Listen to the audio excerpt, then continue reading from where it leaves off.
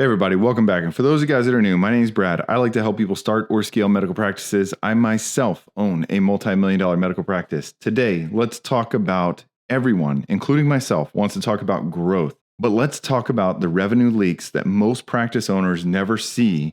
And some of these I definitely miss along the way, and how you could avoid the mistakes that I made or I see other people make when they're trying to grow, start, or scale their medical practice. So to start out, everyone, myself included, wants to talk about growth. I've already said it, but most people that are like me want to talk about more patients, more locations, more providers, more top line, more marketing. It's always good though to sit back and say, you know what? It's great to grow the top line, but are there things that we're missing in terms of revenue? And today I'm going to go through all those things. These are the most common things that people miss out on. A lot of owners assume that these revenue leaks are just dramatic, that they're going to slap you right in the face. Sometimes they think, oh, it's maybe fraud, embezzlement, catastrophic billing failure, something like where I hired a biller who just faked it. That's rare. It can happen, but that's kind of on me for not doing my due diligence. The real ones kind of sneak up on you and sneak up on your practice. So the first one that we'll talk about is empty slots that you just learn to tolerate. No one has 100% no-show rate. But the way I did it in my practice in the very beginning is I said, okay, I ideally want my people to see 16 to 18 patients per day, 16 for APPs, 18 for my MDs, DOs, my docs. The problem is that I booked 16 or 17 on the APP schedules, and then I booked maybe 19, 20 on my doc schedules, and then inevitably I'd be really let down whenever I was like, crap, they didn't hit that. They're hitting 3 or 4 below that, because on average, my no-show rate hovers around 15%, maybe a little higher for new docs. Heck, for a new physician, it could easily be double that for some of you, especially if you're on ZocDoc. It's going to be over 40% no-show rate. So what I had to do is I had to tie that into my schedule. Now I book 22 patients a day. I know that about 3 of them are going to no-show every single day. No matter what, about 3 are going to no-show. So we book 22, 19 show up. Sometimes you win some, you lose some. Sometimes 18, 17 show up. Sometimes 20, 21 show up. But on average, that means that the average person in my primary care practice sees about 19 patients a day. I think a lot of people, myself included, normalize it over time. Oh, okay, maybe it was just a fluke that all these people didn't show. No, if it's a trend, you need to correct the trend. If you constantly find yourself, your front desk, your manager, oh, it's a slow Friday, we had a few cancellations, that provider is still ramping up, but they're a year and a half into it. Summer is always softer times for us. That's true. It's supposed to be maybe mildly a drop in income, but it shouldn't be dramatic.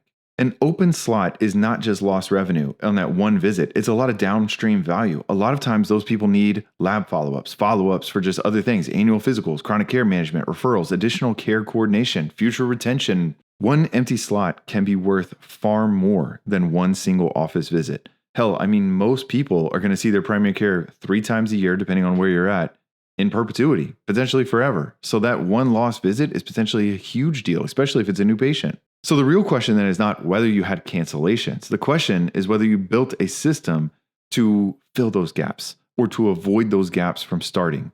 Do you have a same-day fill process? We have a wait list. Do you have a wait list for other people to actually use? Do you have your front desk or a virtual assistant that reacts very quickly if somebody calls in and cancels? Every morning when we walk in, there's always about 3 to 4 voicemails. Hey, actually, I had to get called into work urgently. I'm not going to be able to make it today. The virtuals aggressively work those, cancel those appointments, and try to fill the schedules with someone else. And the big thing with this is who is accountable for the daily schedule? Is it you? Is it the front desk? Is it a virtual assistant? Someone needs to take complete obsessive control over the schedule and nerd out on it. All right, the number two leak is poor phone handling and front desk conversions. The second leak is just so common. It is just insane to me. A lot of practices spend money on marketing, SEO, Google Ads, the best AI, dictation software, reputation management, paying to go network with other doctors. But then the phone rings and you're not answering half the phone calls. That is a huge revenue leak. Think about it. For me in private practice, every new patient that we don't see is potentially up to a $3,000 lifetime value for that person. Think about that revenue leak. That one missed phone call is so freaking huge.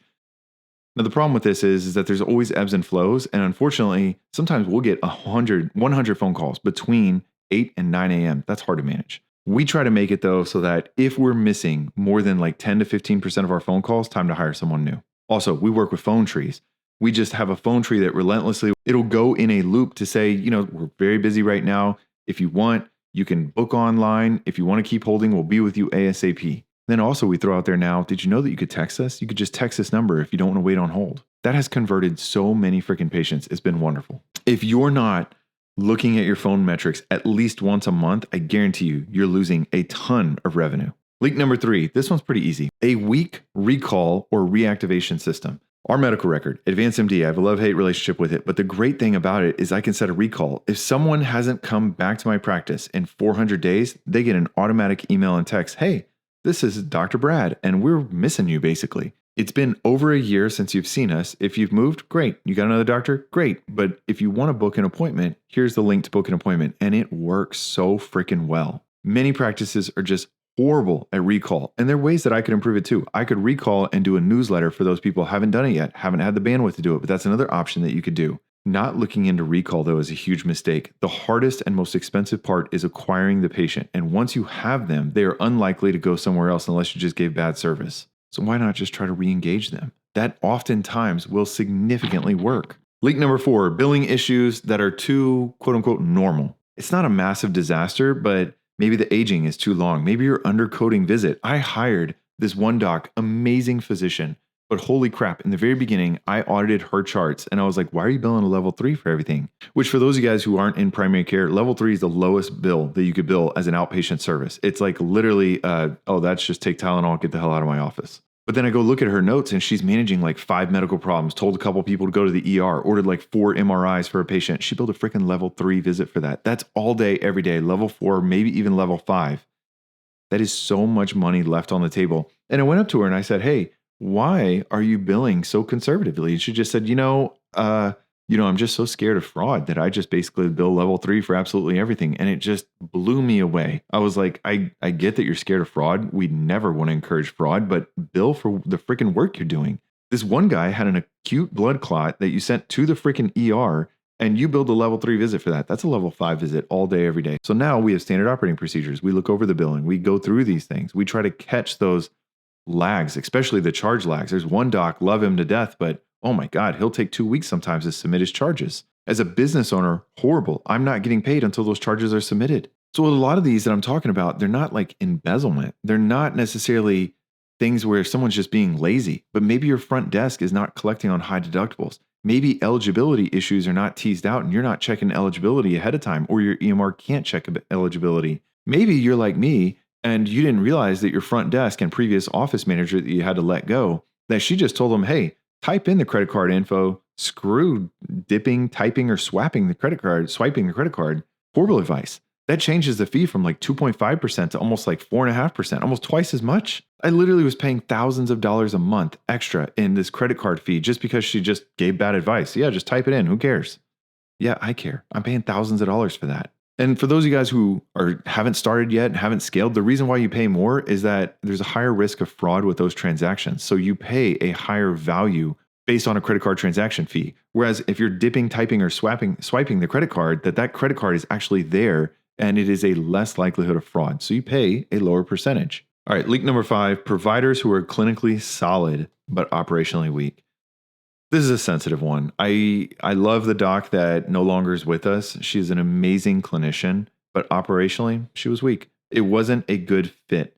And I think that is a leak in the sense that patients weren't booking on her schedule. They weren't following up on her schedule. It's not because she's a bad person. It wasn't because like she was clinically unsafe. She practiced great medicine. But a lot of it was because maybe they're slow, inconsistent, poor documentation, weak at patient retention, like this doc that I had.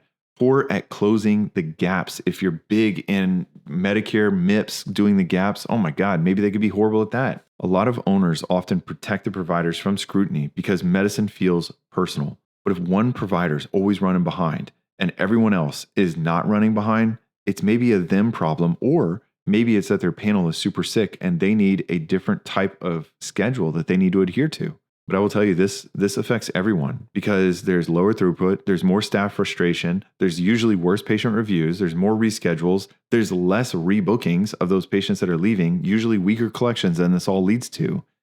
And this is going to be a lower profitability per patient room that you have and per clinician that you have. A lot of owners, myself included, wait too long to confront this because they're too grateful to have someone working with them. But you got to cut those that are not performing if they're not trainable. Always approach it with kindness, give them good objective feedback, good goals for the future. But if they don't change, cut bait, time to move on. The sixth one is no-shows and late cancels treated like the weather or something. There are too many practices that treat no-shows just like rain, especially here in Texas. I don't know, it's supposed to rain, but didn't rain. It's all over the freaking place. But the problem with that is that you don't have a standard operating procedure. Are you encouraging these no-shows? I personally don't have a no-show fee because every time I had a no-show fee, all it did was give me 1-star reviews. I love my patients, but then the patient's emergency that they forgot to plan for this appointment somehow became my fault that I wanted to charge them a $25 no-show rate when they no-showed. So what do we do now? If someone no-shows 3 times in 12 months, they're terminated. What we have started doing recently is giving them a gentle reminder for the very first time. We send them an email. Life happens. If you couldn't make it, no worries. Just reminder, soft reminder, we have a no-show policy. If you don't mind just reading it here, 3 strikes, you're out kind of thing. Then the second one, if they no-show the same second time in less than 12 months, we send them a more stern one. Hey, life happens. But if you no-show a third time in this next 12 months, you will be terminated from this practice. And we don't say it that way. We say it with kindness. But we put the objective, this is how we want the patient-physician relationship to be.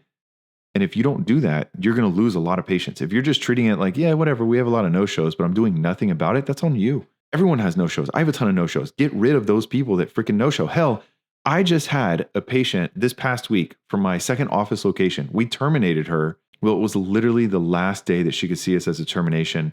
She no-showed 3 freaking times to a quote-unquote urgent visit that she had to get in.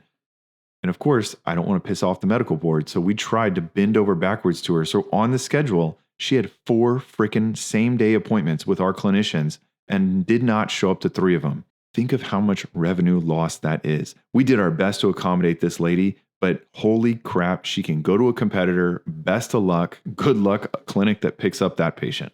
But you know what? Not my problem anymore. We set the boundaries ahead of time and we moved on, and we just weed those people out of the practice. At the same time, we understand that if someone has a good excuse, I get it. For example, one of my patients, lovely guy, lives with his mother who has Parkinson's, and unfortunately, it is end stage. She has fallen multiple times. He has no-showed more than 3 times in the 12 months because unfortunately, she has had to go to the ER. He has had to take care of her. She got sick and got the flu, and he couldn't leave her side. There are some exceptions to the rule. We will try to do telemed visits. We'll try to work with them. They are usually not egregious with the no-shows, but we are a little bit more lenient with those people that have a great excuse. All right, leak number 7, failure to capture the full value of the visit. Oh man, this was huge. When I hired this one physician who was a hospitalist, switched to outpatient medicine, oh my God. They just were trying to do everything in one visit, annual physical, level 5 visit. And then they were even doing EKGs, PFTs, and then talking about weight loss and HRT and everything in one visit. And then they were running 50 minutes behind. No, you can't. You're not capturing the full value of that visit. You should have said, or I should have trained them, which I did over time, but I should have trained them in the very beginning to be like, hey, this is the way it usually goes. If someone comes in and is an annual, super complex, leave it up to you. Don't spend more than 10 minutes on the problem without addressing it directly to them, saying, hey, I would love to talk about these. We can keep talking about them. I can reschedule your annual, or if you want to abandon ship, I'll just talk about the annual today, whatever you want to do. On the flip side of that, it's just so mind-numbing that there are some people that just don't care. They do not take ownership. I hired this one mid-level provider one time that literally just didn't even look at the note, just treat it like a true urgent care. And I was so pissed off at this because I was like, okay, that patient hasn't been seen in 2.5 years. And literally my last note said elevated PSA needs to follow up. They literally did not respond to that certified mail. You didn't address it at all in that follow-up. You just talked about their acute flu. You didn't talk about coming back for an annual. You didn't say, hey, I'm going to order blood work. When you get over the flu, go get it done, then follow up with Dr. Brad. It's a team effort. And yes, it brings in extra revenue, but also this patient needed to freaking follow up with this PSA to make sure they don't have prostate cancer. It's also potentially not the best care for patients if they're just treating it like, oh, who cares? I'm just here to talk about the flu and I don't want to deal with anything else. No, you're not going to survive in my practice. That's not the way we do it here. You take extreme ownership of the situation. Next one, number 8, owners looking at financial tools too late and too broadly. This one's just owner blindness. And a lot of times it's because, damn, you're busy. I get it. I was super busy too. But a lot of practice owners review finances that are just super delayed or maybe in an oversimplified way. I think the thing you need to know is you absolutely need to know your provider productivity. How many clinicians do you have working for you? How much money are they bringing in top line every single month? How many visits per week, per day, and per month are those doing? And are they trending up or down over time? Hell yes, you need to know those. The overall clinic, you need to know what's your net collections. All right. What's your show rate? What's your no show rate? What is your days in accounts receivable? How much of those are trickling beyond 60 days? How much of those are trickling beyond 90 days? Because once you get beyond 90 days, there's a good chance you're never seeing that money again. You need to talk with your front desk all the freaking time to figure out, are they collecting copays? What kind of issues are they getting into? How's the payer mix going? And you need to know what is your average revenue per visit. If you don't know those things, you don't need to look at them every single week. But if you don't know those freaking things, then you're looking at your business from like an airplane, like 38,000 feet in the air. You're going to miss a lot of leaks. You need to get down into the nitty gritty. Where's the money going? All right, the next one, trying to hurry up because this is a long podcast. It's turning way longer than I thought. But number 9, keeping the wrong people too long. Kind of goes back to 2 problems ago, is where I just had this clinician that I just knew wasn't a good fit. You know, if it's the biller who's always behind, they're not performing, an office manager who is avoiding conflict or giving horrible advice to everyone, cut them. Hell, hire fast, but fire faster. You know, especially when you're trying to grow. Jesus, we're always hiring. If there's one message I want to sum all of this up with, it's this. Not every revenue problem requires a new marketing campaign, a new location, or major strategic pivot. Sometimes you got to take a very high level down to the low level on how are the leaks going. Everything has leaks. Tighten the schedule, audit the phones, fix your recalls, watch your billing harder, coach your providers, address the no-shows. Capture appropriate values from your visits. Never do fraud, but capture those freaking appropriate values. Know your numbers and stop tolerating drift or laziness. The beautiful part with all this is that the leaks can be fixed, and it usually means that you're freaking busy. Keep your foot on the gas and grow the hell out of your practice. But once you start seeing the leaks, you can't unsee them. And if you're going from 38,000 feet up high, you're going to miss the leaks once a month, once a quarter. I don't know. Come up with your own cadence. Get down on the ground and figure out, do you have any leaks? Yes, you do. Everyone does. And how the hell are you going to fix it? That's what real ownership looks like. Most practices do not have a revenue problem first. They have an attention problem. They have a marketing problem. Money leaks wherever leadership stops looking. And I'll tell you that when we have those no-shows and we have blocks in the schedules, that's when staff starts screwing around. And nothing good happens with that. Keep them busy. Keep growing your practice. Thank you so much for following along. I'll see you guys on the next one.